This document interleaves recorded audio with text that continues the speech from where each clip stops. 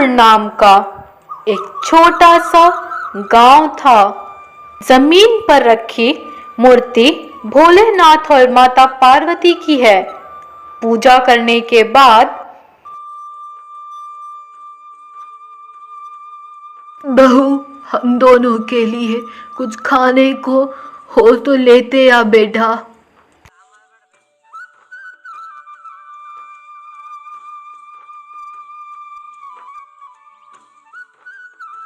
अजी आज भी चावल और चटनी बनाई है। घर में ज्यादा कुछ है नहीं खाने को। आते वक्त अगर कुछ हो सके तो सब्जी लेते आना। ठीक है, कोशिश करूंगा। माँ और बेटा खाना खाने के लिए जमीन पर बैठ जाते हैं। बहू उन दोनों को चावल और चटनी परोस देती है। तभी माँ हाथ जोड़कर प्रणाम करती है।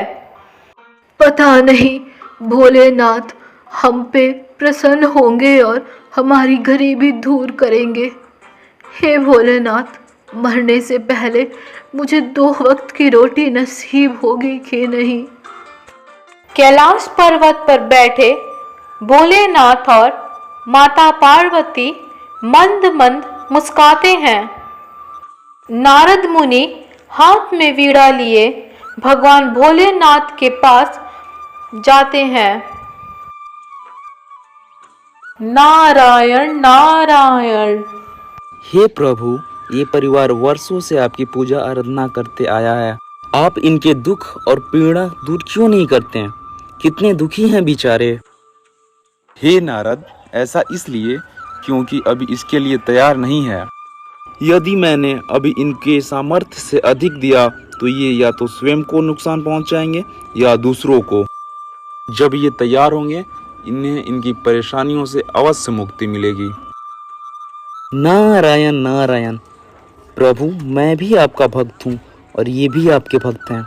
इस कारण मैं इनका कष्ट देख नहीं पा रहा।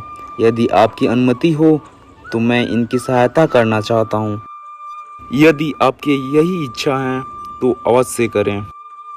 नारद मुनि के चले जाने के बाद माता पार्वती भोलेनाथ से कहती हैं, हे नाथ, आप तो अंतर्यामी हैं। क्या उचित और अनुचित सब ज्ञात है प्रभु आपको। फिर आप कौन से समय की प्रतीक्षा कर रहे हैं प्रभु? बोलिए नाथ। हे देवी, आपका कहा ठीक है, परंतु सही समय आने पर ही कोई कार्य करना उचित होगा। ये आप कैसे भूल गईं? बिना समय कोई भी कार्य करना शैतान का होता है।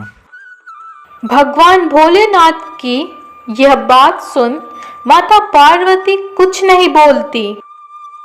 नारद मुनि झोपड़ी के दरवाजे पे साधु वेश में आते हैं। नारायण नारायण। क्या घर पे कोई है? जी बाबा, क्या सेवा कर सकती हूँ मैं आपकी? कुछ भोजन के लिए है तो इस ब्राह्मण को दे दो पुत्री। बाबा, घर में कुछ खाने को नहीं है।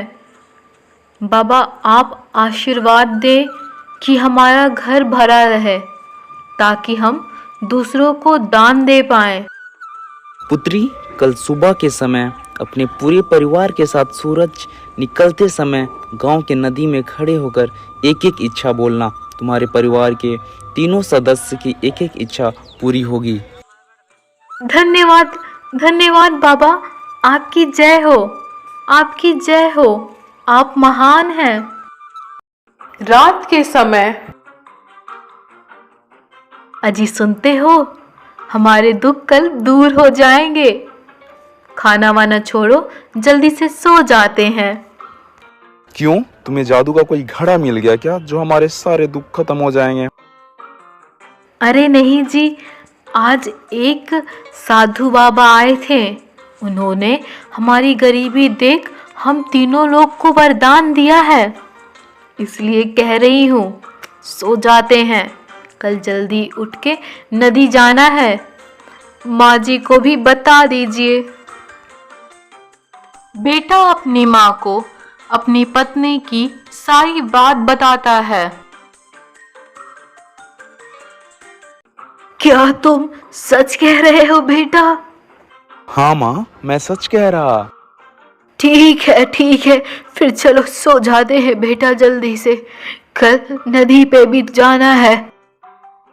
तीनों नदी में डुबकी लगाने के बाद खड़े हो जाते हैं और नारद मुनि द्वारा कहे गए अपने इच्छाओं को मांगने लगते हैं। हे ईश्वर, मैं चाहती हूँ कि मैं एक राजकुमारी बन जाऊं।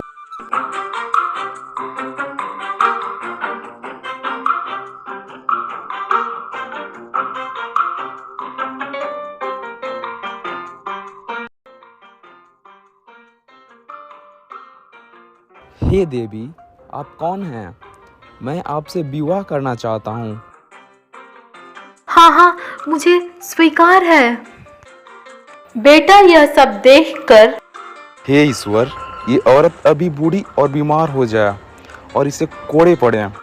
बेटा के बोलते ही बहू बूढ़ी हो जाती है। ये सब देख राजा बोलता है, ये क्या है? कौन हो तुम? जाओ यहाँ से अभी इसी वक्त।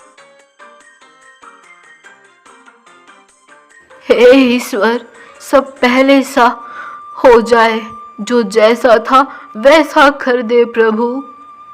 और सब पहले जैसा हो जाता है। आकाश से नारद मुनि यह सब देखकर समझ जाते हैं और मुस्कुराते हुए नारायण नारायण। यह सब देख माता पार्वती भोलेनाथ से कहती हैं, मान गए प्रभु, आपकी लीला अपरंपार है। उसे समझना मुमकिन ही नहीं बल्कि नामुमकिन है। यह सब सुन भोलेनाथ मंद मंद मुस्काते हैं।